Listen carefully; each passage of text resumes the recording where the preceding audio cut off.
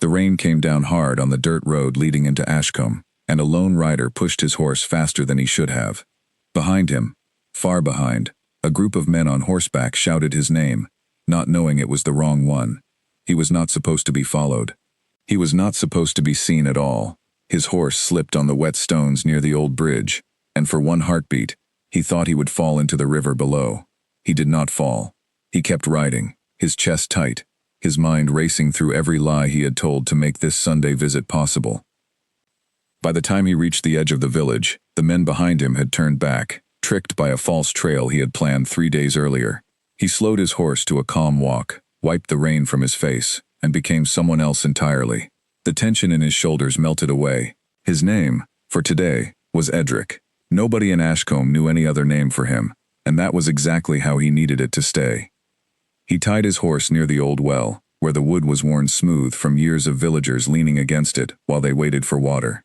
The village smelled like wet earth and baked bread, and somewhere close by, someone was hammering a loose board back into place on a fence.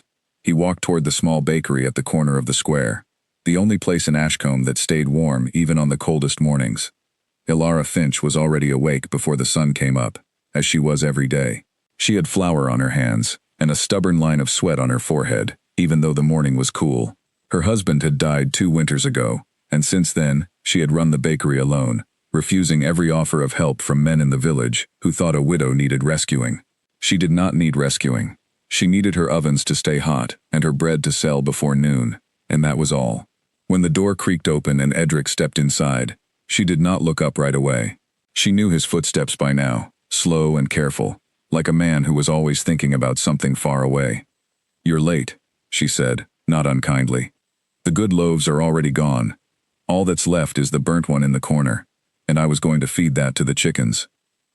"Then I will eat what the chickens refuse," Edric said, taking off his wet coat and hanging it by the door as if he had done it 100 times before, which he had. "It builds character." Ilara finally looked up, and there was something in her eyes that was not quite a smile, but close to one. "You say that every time you're late. And every time, it's still true." She wrapped the slightly burnt loaf in cloth and set it on the counter without asking for payment, though she always pretended she would charge him next time. She never did.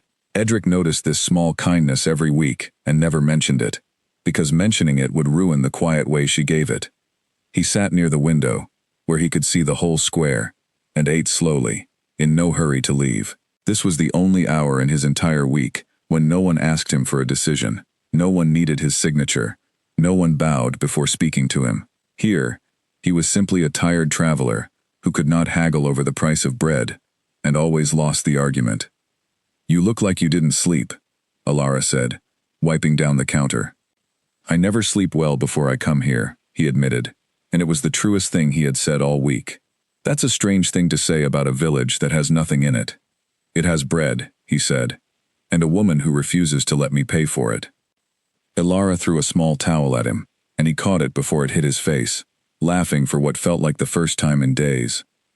Outside, a farmer led 2 oxen through the square, and children ran past the window chasing a dog that had stolen someone's sock. It was such an ordinary morning, and that was exactly why Edric loved it. He had first come to Ashkcom over a year ago, sent quietly by his own family, to look into whispers of unrest among the farmers on the eastern edge of the estate lands. There had been talk of unfair grain prices, of tenants who felt forgotten by the family that owned the land beneath their homes. He had expected anger. He had expected suspicion. Instead, he found a village that worked hard, laughed often, and asked for nothing they had not already earned. He also found Ilara, arguing with a merchant over the price of flour, with more courage than most nobles showed in front of a king. She had not known who he was that day, and she still did not know now. And something about that had become more valuable to him than anything in his family's grand house. At the estate, everyone knew his name before he said a single word. Servants lowered their eyes. Guests measured their sentences carefully, always trying to please him or use him. Even his own mother spoke to him differently than she spoke to his younger brother, as if his title had replaced the son she once knew. In Ashkcom, none of that existed. In Ashkcom, he was simply a man who was bad at bargaining, and worse at hiding a smile when Ilara teased him. "You're thinking again," Ilara said, catching him staring out the window. "You always get quiet right before you say something dramatic." "I was thinking that this bread is terrible," he said. "You ate the whole thing." "That is not evidence of anything except my hunger." She rolled her eyes, but she was smiling now, fully, without holding back. It was rare, and he had learned to notice it whenever it happened, storing it away like a secret he would take out later, in quieter, harder moments back home. Outside, the rain had softened into a light mist, and villagers began filling the square for the small Sunday market. An old man named Tobias set up a table of carved wooden toys, the same table he had used for as long as anyone could remember. A young girl named Mira, who helped Ilara on busy mornings, arrived carrying a basket of eggs, almost too heavy for her arms, and Edric stood without thinking to help her set it down. "You didn't have to do that," Mira said, surprised. "I know," he said simply, and went back to his seat. Ilara watched this quietly, filing it away, the way she filed away every small thing he did that a simple traveler had no reason to do. She did not question it out loud. She had learned that some questions were better left resting, at least for now. As the market grew louder outside, Edric leaned back and let himself enjoy the noise, the smell of fresh bread, and the comfortable silence that settled between him and Ilara whenever neither of them needed to fill it with words. He thought of the ride home he would take later that evening, the careful route he would use to avoid being seen, the servants who would be waiting with urgent letters and unread reports piled on his desk. He pushed all of that from his mind for now. For this 1 hour, he was not a duke. He was not an heir to anything.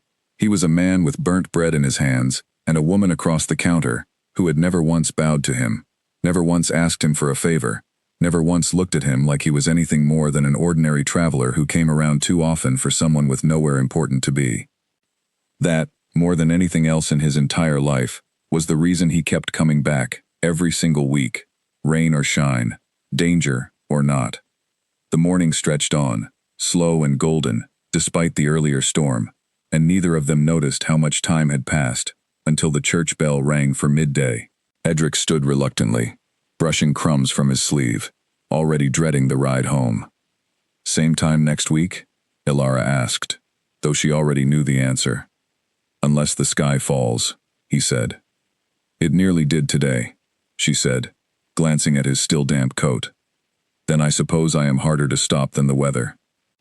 She laughed again, and he carried that sound with him out the door, past the well, past the market stalls, and back onto his horse, where the quiet, ordinary joy of Ashkcom slowly gave way to the weight of everything waiting for him at home. He did not look back as he rode away, but he did not need to. He already knew he would return, exactly 1 week later, to the only place in his life where nobody expected him to be anyone other than himself. Ilara stood in the doorway of the bakery long after his horse disappeared past the tree line, wiping her hands on her apron, without truly noticing she was doing it. There was a strange comfort in his visits, something she had not let herself examine too closely. She told herself it was simple friendship, the kind that grows between two people who share bread and quiet mornings. Nothing more complicated than that. But even as she turned back into the warmth of her shop, she caught herself already counting the days until Sunday came again, and she did not know what to make of that feeling, only that she did not want it to stop. Behind her, Mira swept flour from the floor and glanced toward the window where Edric's horse had vanished. "He's kind, for a stranger," she said carefully. "He's not a stranger," Ilara said before she could stop herself. "Not anymore." She did not explain what she meant by that, mostly because she was not entirely sure herself. All she knew was that the village felt a little brighter on the days he visited, and a little quieter on the days he did not, and she had learned, without meaning to look forward to Sundays in a way she had not looked forward to anything in a very long time. Far beyond the village, past hills and rivers and roads Ilara had never traveled, Edric rode toward a home built of stone and history, where every hallway carried the weight of expectations he had never chosen for himself. He thought of Ilara's laughter the entire way, holding onto it like a small, secret flame he refused to let anyone else see or touch. He did not know yet how long he could keep his two worlds apart. He only knew that for 1 hour every week, in a small bakery at the edge of nowhere, he finally felt like himself, and that feeling was worth every risk he took to protect it. A courier arrived at the estate before the sun had fully risen. his horse lathered with sweat, his voice shaking as he delivered news that made the entire household freeze. A shipment meant for the eastern farms had been stolen on the road, along with grain reserves that dozens of families depended on for the coming season. Edric, still wearing the clothes of a duke rather than a traveler, stood in the study listening to the report with his jaw tightening more by the second.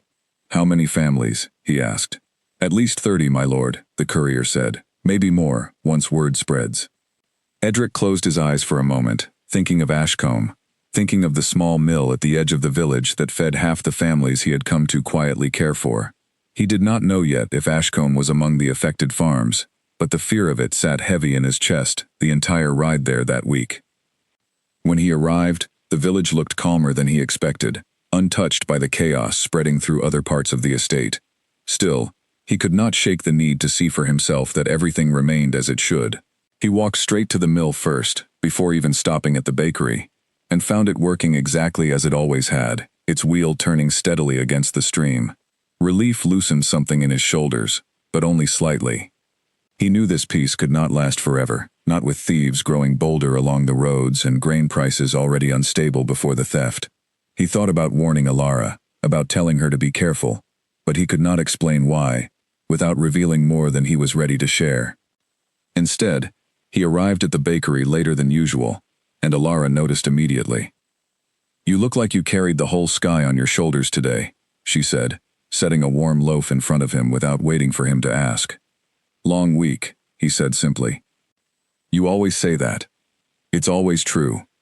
She studied him for a moment, longer than usual, as if trying to read something hidden beneath his tired eyes.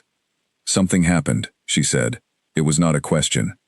He hesitated, choosing his words carefully. "There was trouble on one of the roads. Some farms lost supplies they needed. I worry it might spread this way eventually."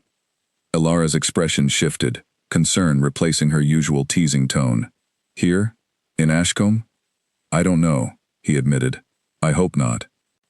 She was quiet for a long moment, wiping flour from her hands even though they were already clean, a habit she fell into whenever she needed something to do with her hands while she thought. "If it does happen here," she finally said, "we'll manage. We always have." Her steady confidence eased something in him, though it did not erase the worry entirely. He spent the rest of the morning helping her prepare extra loaves for families who might need them if supply troubles reached the village, working alongside her without complaint, without hesitation, exactly like any other villager might. Later that same week, back at the estate, Edric quietly arranged for extra grain reserves to be sent toward the eastern farms, careful to route the shipment through a trusted merchant rather than through official estate channels.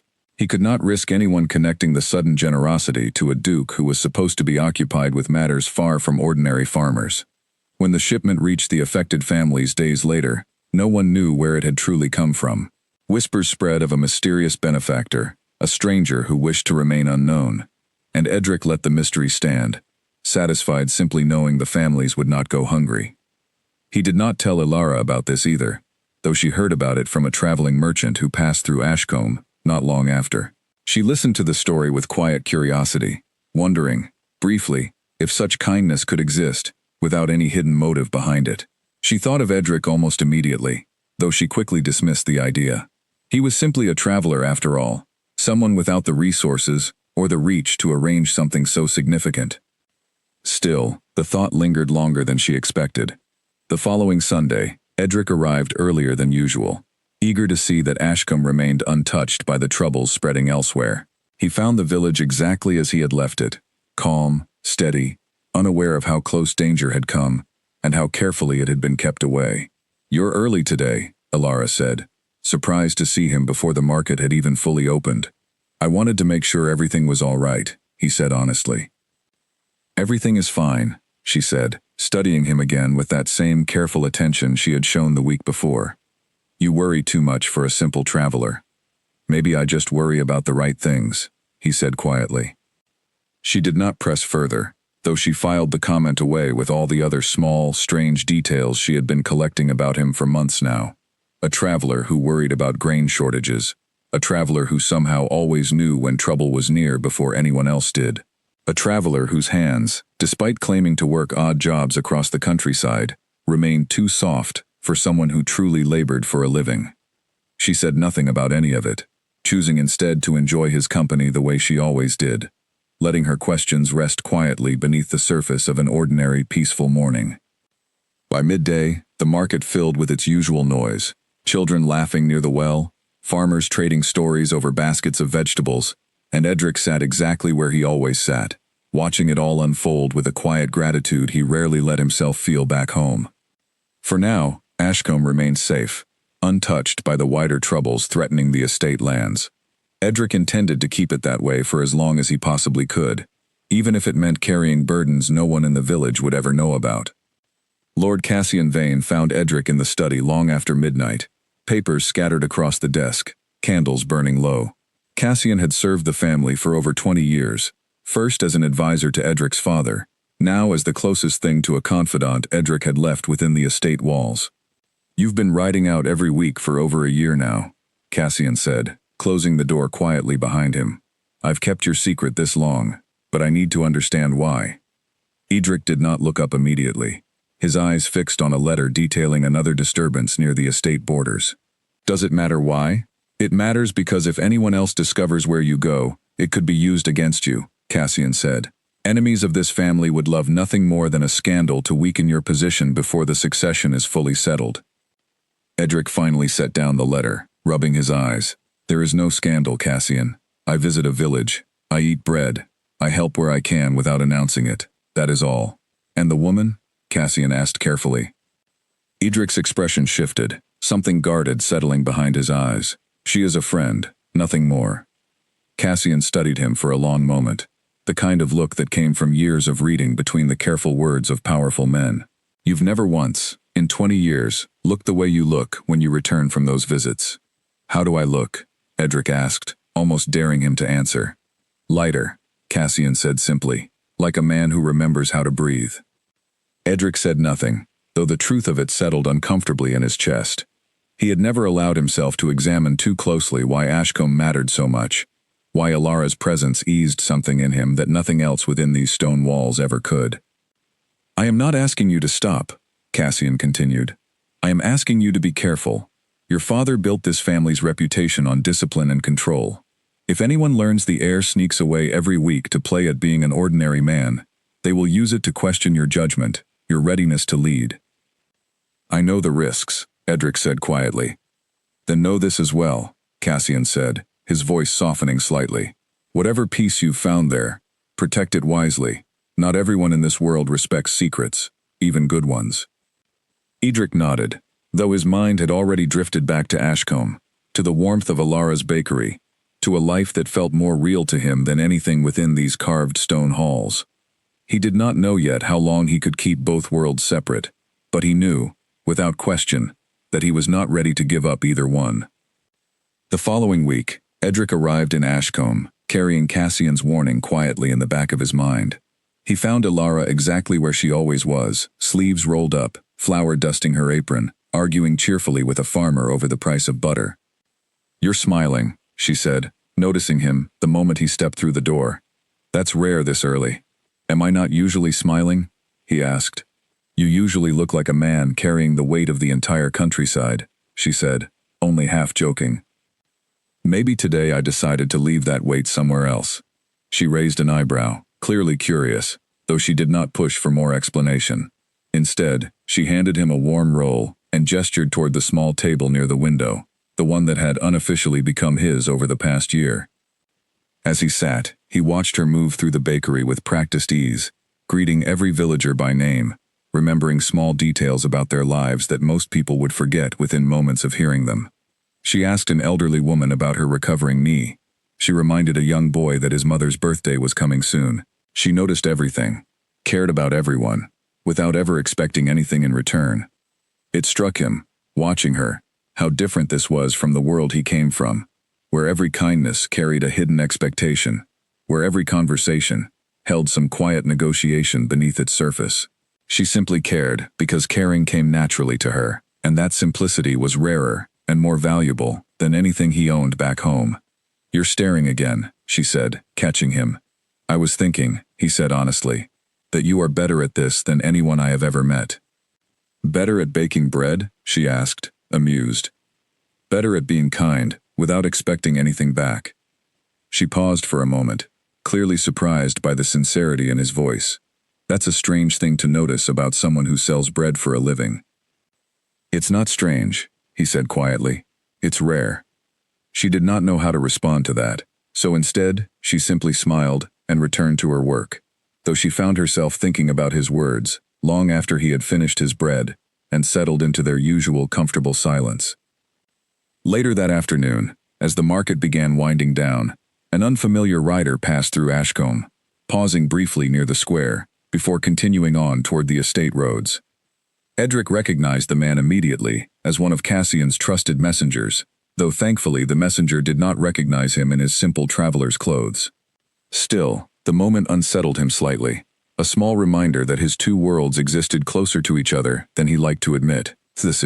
He watched the rider disappear down the road, grateful the man had not stopped, grateful Ilara had been too occupied restocking her shelves to notice the brief tension in his posture. He knew, even then, that moments like this would become more frequent the longer he continued his visits.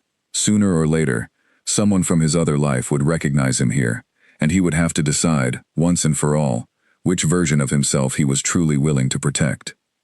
For now, though, he pushed the thought aside and focused instead on the warmth of the afternoon, the comfortable rhythm of village life, and the quiet, growing certainty that Ashkcom had become something far more important to him than a simple weekly escape.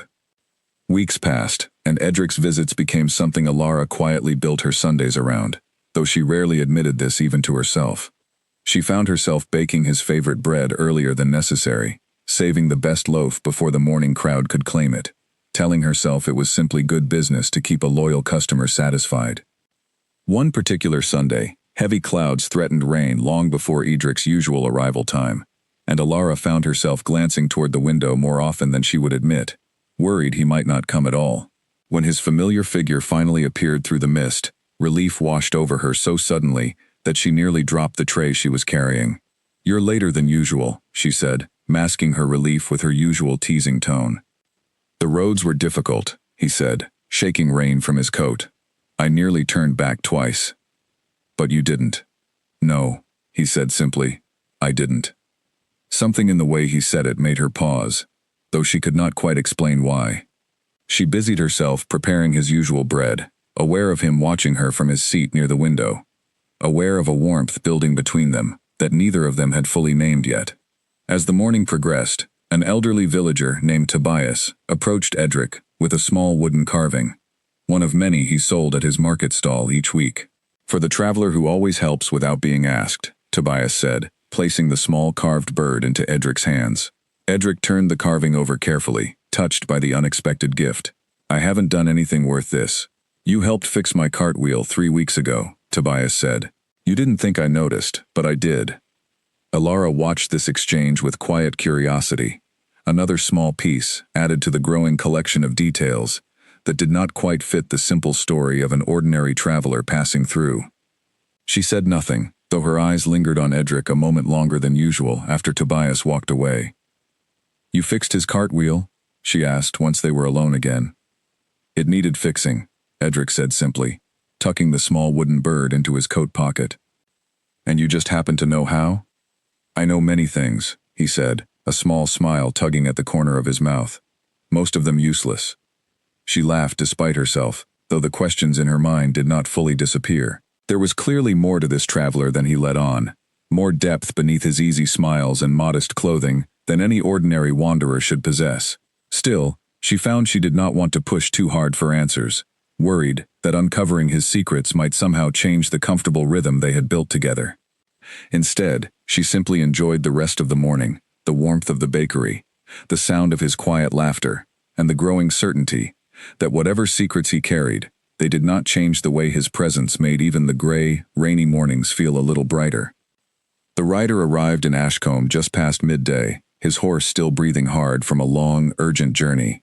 He wore the deep blue coat of the estate's official messengers, a uniform every villager recognized from occasional visits related to land taxes or seasonal announcements.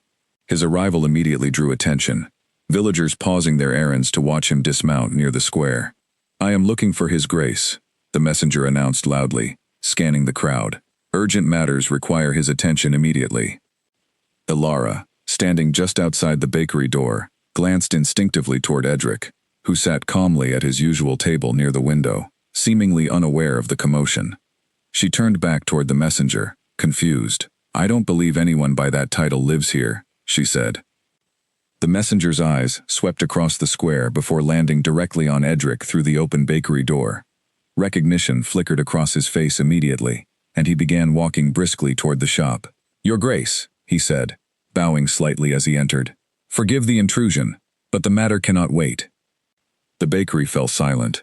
Ilara's eyes moved between the messenger and Edric, waiting for some explanation, some clarification of the strange title just spoken aloud. Edric, for the briefest moment, allowed panic to flash across his expression, before quickly masking it with easy laughter. "My friend," Edric said calmly, standing to meet the messenger, "you have clearly mistaken me for someone else. I believe you are looking for the manor 2 villages east, not this humble bakery." The messenger blinked, clearly confused, glancing down at a folded letter in his hand. "Forgive me," he said slowly, uncertainty creeping into his voice. "I was told. I apologize for the confusion." "An easy mistake," Edric said smoothly, placing a reassuring hand on the messenger's shoulder and guiding him gently back toward the door. "I imagine every traveler in muddy boots looks the same after a long ride." The messenger, still visibly puzzled, nodded slowly before excusing himself and heading back toward his horse, muttering apologies as he departed. Ilara watched him disappear down the road before turning back toward Edric, her earlier confusion mixing now with quiet suspicion. "That was strange," she said carefully. "People make mistakes," Edric said, sitting back down as though nothing unusual had happened at all. "He called you, Your Grace." "He called the wrong man that," Edric corrected gently. "I imagine somewhere nearby, a very confused duke is currently missing an important visitor." Ilara studied him for a long moment, searching his face for any hint of dishonesty.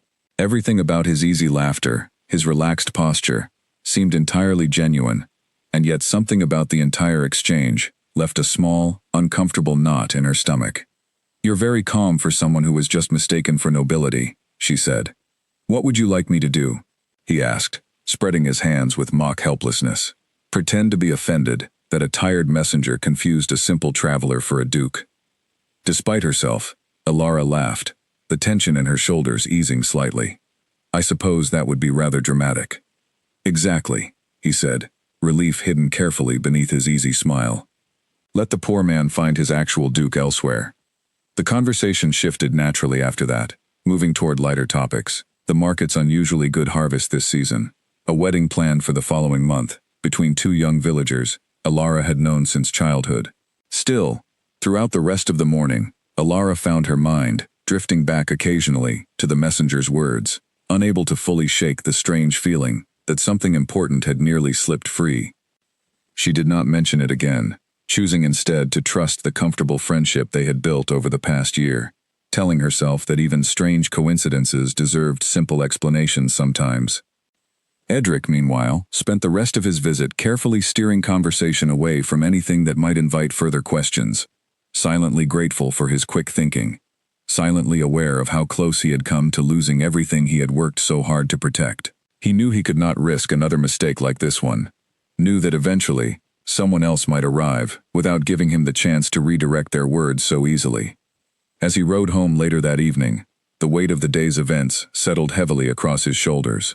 He thought of Cassian's earlier warning, of the fragile balance he maintained between 2 entirely separate lives, and wondered, not for the first time, how much longer he could keep both worlds from colliding entirely. Still, beneath that worry, another feeling lingered stronger than his fear, a quiet certainty that whatever risks his visits carried, he was not yet ready to give up the only place in his life where he felt truly, completely himself. The following weeks brought a quiet, comfortable rhythm back to Ashkcom, though something subtle had shifted between Edric and Ilara since the messenger's strange visit. Their conversations grew longer, lingering well past the usual hour Edric typically stayed, extending sometimes until the afternoon sun began its slow descent toward evening. One particular afternoon, as the market emptied and the square grew quiet, Ilara found herself sitting across from Edric long after the last customer had left, sharing a simple meal of bread and cheese that neither of them had planned to share. "Can I ask you something?" she said suddenly, setting down her cup. "Of course," he said, though something in his posture tensed slightly. "Why do you come here every week?" she asked. "You never explain what work brings you this way so consistently, and yet you've never missed a single Sunday in over a year." Edric considered his answer carefully, choosing words that remained honest, without revealing too much. "I travel for family matters," he said slowly, "business that requires discretion. But if I'm being truthful, I keep returning, because Ashkcom feels different from anywhere else I visit." "Different how?" "Simpler," he said. "Honest. Nobody here wants anything from me except conversation, and, occasionally, bread I refuse to properly haggle for."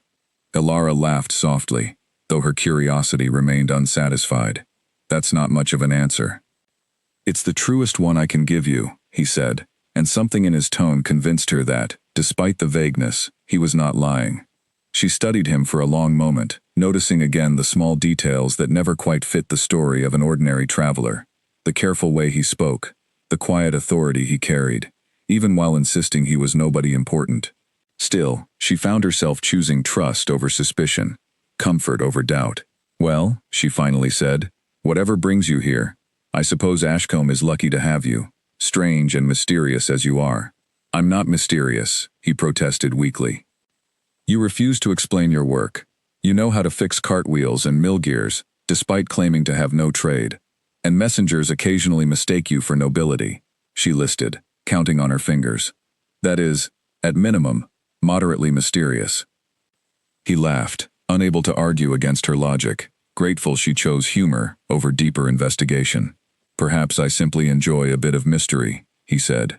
"Perhaps," she agreed, though the word carried a gentle challenge, an invitation for him to share more whenever he felt ready. As the afternoon stretched into evening, their conversation drifted toward softer topics, childhood memories, small dreams neither of them had shared with anyone else in years. Ilara spoke of her husband, gently, without the raw grief that once accompanied his memory, describing instead small, happy moments they had shared before illness took him from her too soon. Edric listened carefully, offering quiet comfort without trying to fill the silence with empty reassurances. In turn, he shared fragments of his own loneliness, carefully avoiding specific details that might reveal his true identity, speaking instead of duty, of expectations too heavy to escape, of a life that often felt like performing a role rather than truly living. "That sounds exhausting," Ilara said softly. "It is," he admitted. "This is the only place I don't have to perform anything." She reached across the table, briefly resting her hand over his, a small gesture of comfort that neither of them fully acknowledged out loud, though both felt its quiet significance deeply. By the time he finally rode home that evening, the sky had turned a deep, soft orange, and Edric carried with him a warmth that lingered long after Ashkcom disappeared behind him.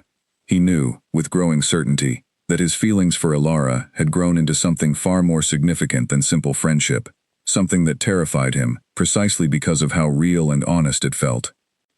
He did not yet know how he would ever reconcile this quiet, simple happiness with the complicated, demanding world waiting for him back home. He only knew that turning away from it now felt impossible, no matter how many risks continued piling up around him. Duchess Wren Ravenswood summoned her son to the Great Hall the moment he returned from his latest disappearance, her expression carrying the particular calm she used only when truly furious. Edric knew, the second he saw her standing before the tall windows, arms folded, that this conversation would not be a simple one. "Sit," she said, not looking at him directly. "Mother, Sit," she repeated, sharper this time. He obeyed, settling into the chair across from her desk, bracing himself for whatever news had prompted such urgency. She finally turned to face him, and he saw not anger in her eyes, but something closer to desperation. "Lady Isolde Marchmont's family has agreed to the alliance," she said. "The engagement will be announced at the Harvest Gala, 3 weeks from now." Edric felt the words land like a physical blow. "Mother, we discussed this. I asked for more time." "There is no more time," she said firmly. The Marchmont lands border our eastern territories. This alliance secures trade routes we desperately need, especially after the recent unrest among the tenant farms. Your father would have insisted on this arrangement years ago, had he lived long enough to see it through. I don't love her, Edric said quietly. I've met Lady Isolde exactly twice. Love is not required, his mother said, though something softened slightly in her voice. Duty rarely asks for our feelings first. It asks for our sacrifice. Edric sat in silence for a long moment, his mind racing between the cold logic of his mother's words and the warm memory of Alara's laughter, of quiet Sunday mornings that felt more like home than this entire estate ever had. I need time to think, he finally said. There is no time left for thinking, his mother replied. The announcement will happen at the gala, whether your heart has caught up with your duty or not. He left the great hall in a daze, walking the long corridors without truly seeing them, his mind consumed entirely by the impossible choice now facing him.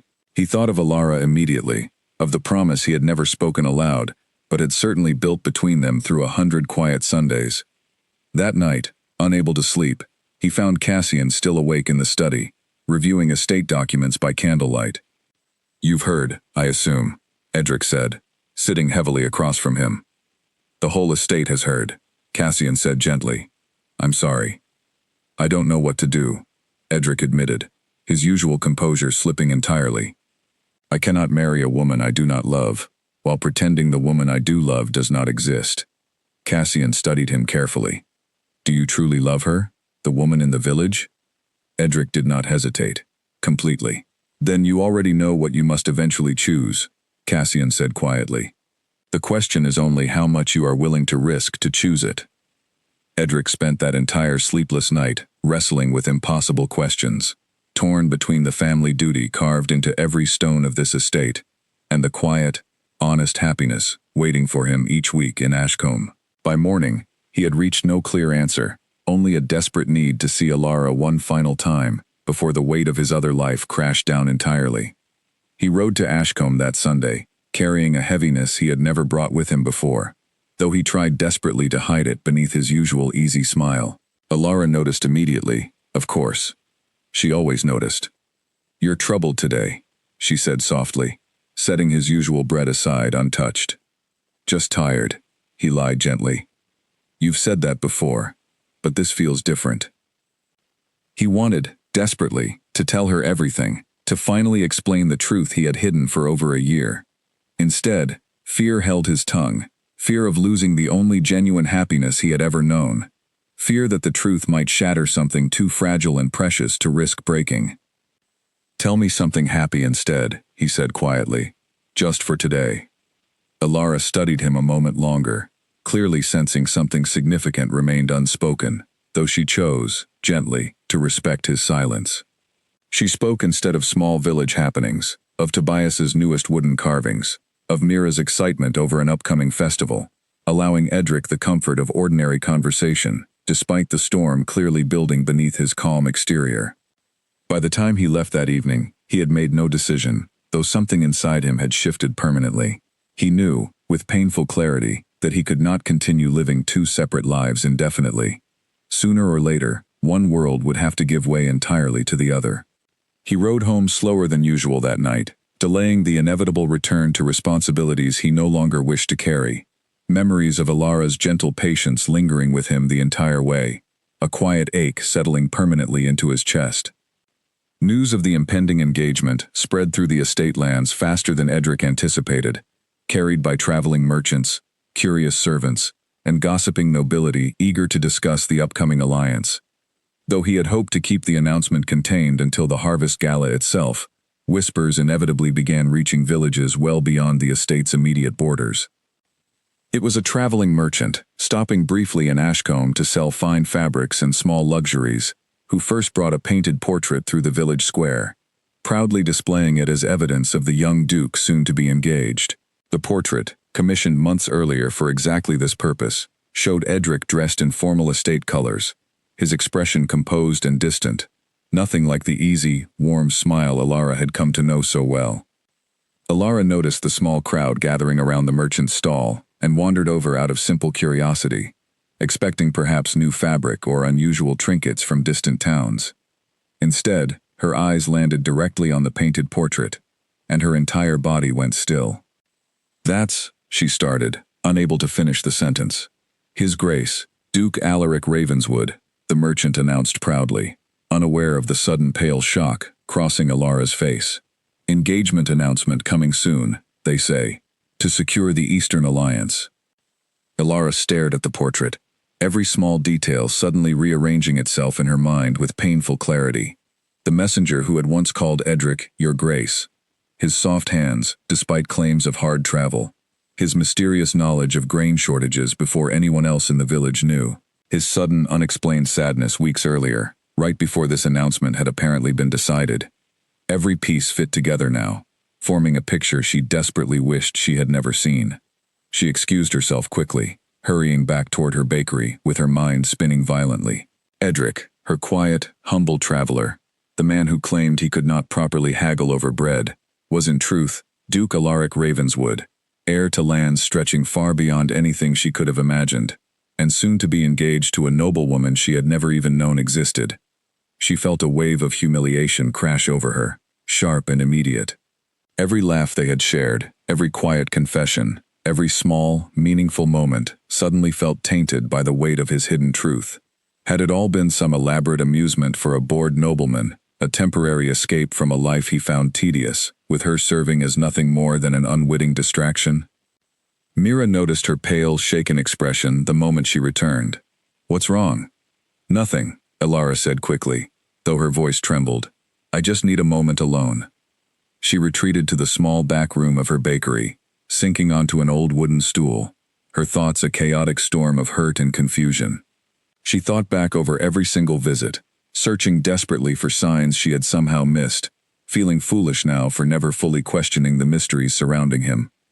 Outside, the village continued its ordinary rhythm, unaware of the quiet heartbreak unfolding within the bakery's walls.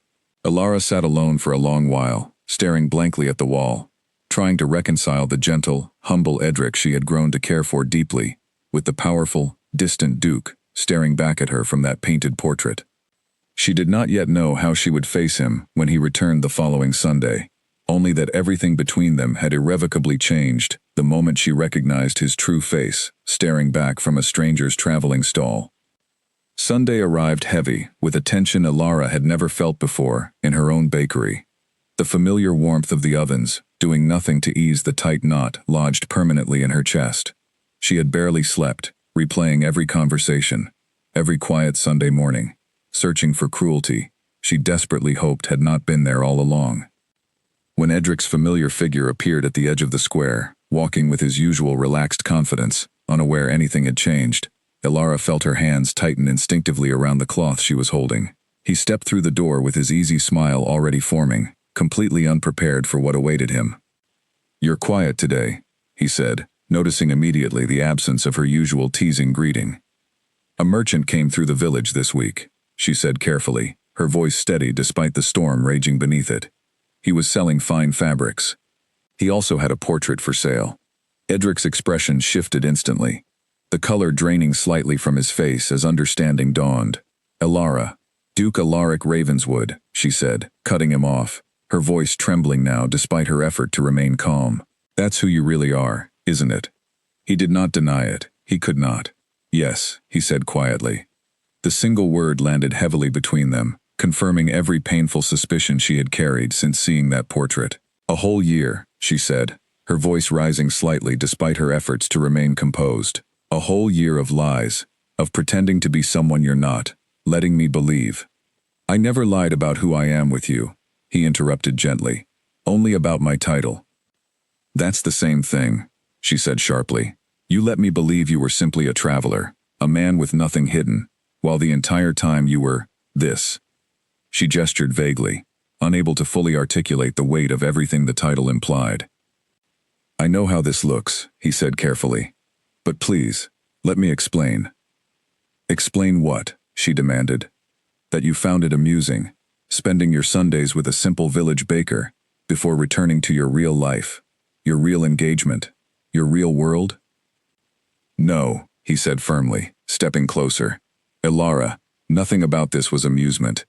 Ashkcom is the only place I have ever felt like myself, completely, without pretense, without duty weighing down every single word I speak. You are the only person who has ever seen me without expecting anything from my title. Because I didn't know you had one, she said bitterly. Would it have changed anything if you had known from the beginning? He asked quietly. She hesitated, the question landing harder than she expected. Would it have? Would she have allowed herself the same easy friendship, the same growing warmth, had she known from their very first conversation that he stood so far above her in station? She did not know the answer, and that uncertainty frustrated her, almost as much as his deception had. You should have told me, she finally said, her voice softer now, though still heavy with hurt. Regardless of what might have changed, you should have trusted me enough to tell me the truth. You're right, he admitted, guilt clear across his features. I was afraid. Afraid that once you knew, everything between us would change. That you would see only the title, not the man who genuinely cared for you. And the engagement? She asked, forcing herself to ask the question that had haunted her since first seeing that portrait. Is that true as well? He hesitated, and that hesitation alone answered her question, before he spoke a single word. My family arranged a political alliance, he said carefully. An announcement is planned at the upcoming Harvest Gala. Elara felt something inside her crack further, though she forced herself to remain composed. So you came here, this whole time, knowing eventually you would marry someone else, while allowing me to believe whatever I believed about us. I came here because being with you felt more honest than anything else in my entire life, he said, his voice breaking slightly with emotion. I do not want to marry Lady Isolde. I never wanted an arrangement built entirely on politics and land. I want the life I've found here, with you, more than I have ever wanted anything within those estate walls. But you're still going, she said quietly. Regardless of what you want, you're still going through with the engagement. He did not answer immediately, the weight of his family's expectations pressing heavily against the truth of his own heart. I don't know, he finally admitted. I don't know if I have the courage to refuse everything my family has built, everything they expect of me. Elara studied him for a long, painful moment, her anger slowly giving way to a quiet, exhausted sadness. Then I think you already have your answer, she said softly. And I think you should leave, Alaric, before either of us says something we cannot take back. The use of his true name, spoken for the first time between them, carried a finality that struck him harder than any anger could have. He wanted desperately to argue, to promise her everything would somehow work out, but the uncertainty in his own heart kept the words locked firmly in his throat. He left the bakery in silence, the warmth of Ashkcom suddenly feeling distant and cold, uncertain now whether he would ever be welcomed back into the one place he had truly considered home. Elara stood alone long after he disappeared down the road, tears finally falling freely now that no one remained to witness her heartbreak. She did not know if she had made the right choice, sending him away, but she knew she could not continue pretending everything remained unchanged, not with so much uncertainty now hanging heavily between them. Edric rode back to the estate that evening, carrying a grief far heavier than anything he had anticipated, Elara's final words echoing painfully within his mind the entire journey home. He arrived to find the household already buzzing with preparations for the upcoming Harvest Gala, servants arranging flowers, tailors finalizing formal attire, every small detail pointing toward an announcement he no longer had any desire to make. He found his mother in the study once again, reviewing final arrangements with quiet satisfaction. The Marchmont family arrives in 2 days, she said, not looking up from her papers. Everything is falling perfectly into place. Mother, Edric said, his voice steadier than he expected given the turmoil within him. I cannot go through with this engagement. She finally looked up, her expression hardening immediately. We have discussed this already. There is no room left for hesitation. I am not hesitating, he said firmly. I am refusing. Silence stretched between them, heavy and dangerous. Do you understand what you are risking? She finally asked. This alliance secures our family's future for generations. Refusing it now, at this stage, would embarrass both families beyond repair. I understand the risk completely, Edric said. But I cannot build my entire life around an arrangement that ignores everything I actually want, everything I actually feel. And what exactly do you feel? His mother asked sharply. Love. For some village baker you've been secretly visiting? Edric felt his chest tighten at her words, confirming that his secret had somehow already reached her ears. Yes, he said simply, refusing to hide from the truth any longer. I love her. Completely. In a way I could never love Lady Isolde, regardless of what political benefits this arrangement might bring. His mother studied him for a long moment, something shifting slowly behind her stern expression. Your father once felt similarly, she finally said, her voice softening unexpectedly, before duty forced him toward a different path entirely. Then you understand, Edric said, hope flickering cautiously within him. I understand the cost of choosing feeling over duty, she said quietly. Your father carried quiet regret his entire life, though he never spoke of it openly. Edric took a careful step closer. I do not wish to carry that same regret, Mother. I would rather face whatever consequences come from choosing honestly, than spend my entire life pretending contentment I do not actually feel. His mother remained silent for a long, tense moment, clearly wrestling internally between family duty and unexpected empathy for her son's genuine happiness. Finally, she sighed heavily, exhaustion replacing her earlier firmness. The Marchmont family will be furious, she said. There will be consequences, politically and otherwise. I am prepared to face them, Edric said firmly. Then you will need to face them publicly, she said. At the gala, in front of everyone expecting an entirely different announcement. Edric nodded, steadying himself against the daunting reality ahead. I understand. His mother studied him a moment longer, something close to reluctant respect settling behind her tired eyes. Then I suppose, she said quietly, you had better be certain this village woman is worth everything you are about to risk. She is, Edric said without hesitation, more than anything else in my entire life. The harvest gala arrived beneath a clear evening sky, the estate grounds glowing with lanterns, strung carefully between ancient trees, tables overflowing with food, prepared for weeks in anticipation of this single, significant night. Nobles from across the region gathered in their finest attire, whispering excitedly about the alliance soon to be formally announced. Lady Isolde Marchmont stood near the center of the gathering, poised and composed, entirely unaware of the storm quietly building beneath the surface of this carefully arranged evening. Edric moved through the crowd with practiced calm, though his heart pounded steadily beneath his formal attire, every step bringing him closer to a decision that would irreversibly alter his entire future. When the moment finally arrived, his mother rising to address the gathered crowd, Edric felt the weight of hundreds of expectant eyes settling upon him. His mother began speaking, her voice steady and formal, outlining the significance of the alliance about to be announced, praising the strength it would bring to both families' futures. Just as she prepared to formally announce the engagement, Edric stepped forward, silencing the crowd with an unexpected raise of his hand. Before this announcement is made, he said, his voice carrying clearly across the quiet gathering, I owe everyone here, and one family specifically, an honest explanation. Murmurs rippled through the crowd, confusion evident on every face, including his mother's carefully controlled expression. Lady Isolde watched him closely, her own composure faltering slightly with uncertainty. I have great respect for the Marchmont family, Edric continued, and I understand fully the importance this alliance holds for both our futures. But I cannot, in good conscience, enter into a marriage built entirely on political convenience, while my heart belongs entirely to someone else. Gasps spread quickly through the crowd, whispers rising into a low, urgent hum. Edric's mother stood frozen, torn between shock and reluctant acceptance of the choice her son had clearly already made.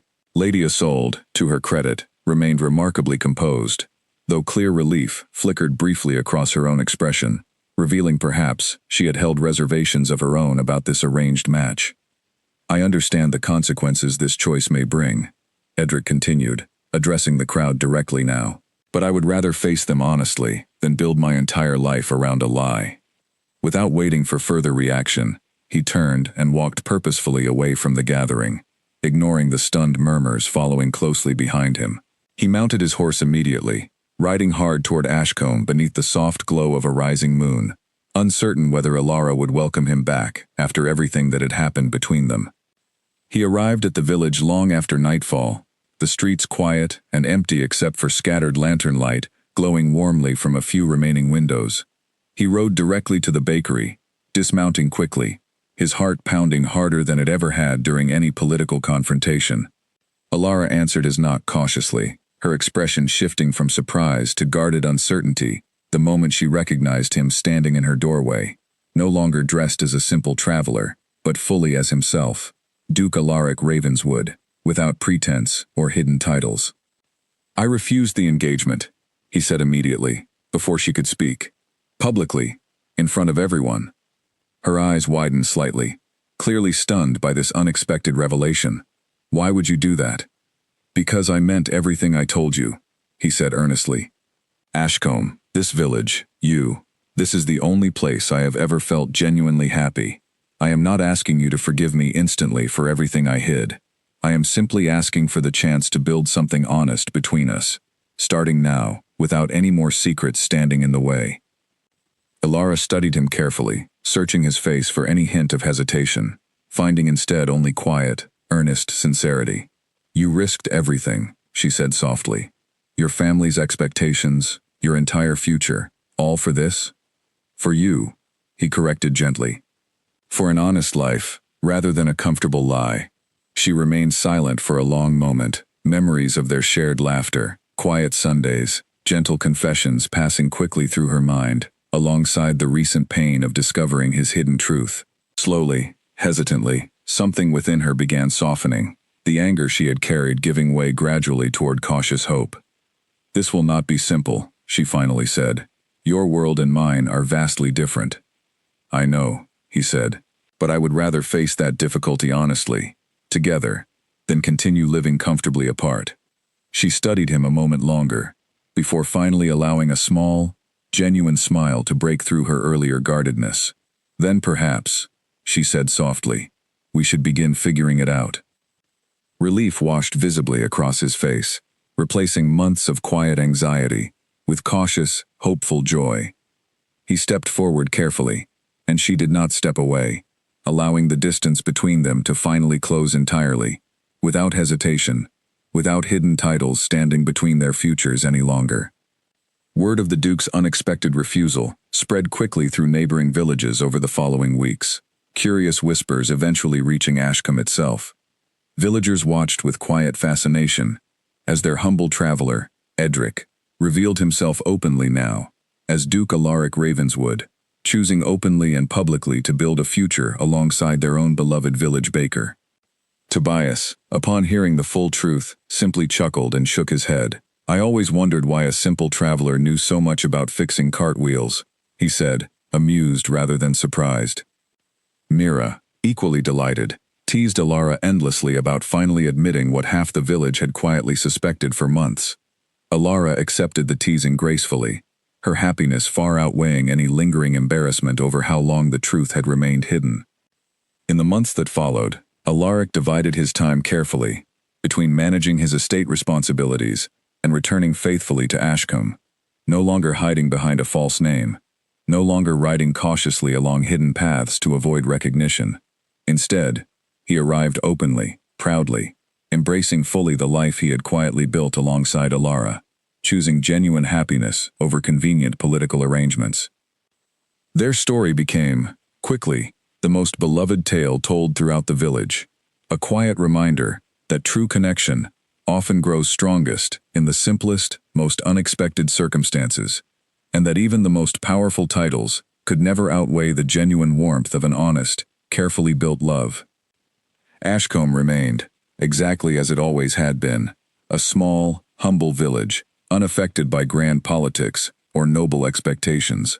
But now, within its quiet streets, it also carried something rarer still, proof that even a duke, burdened by duty and expectation, could find his truest self simply by choosing honesty over pretense and love over convenient, comfortable lies.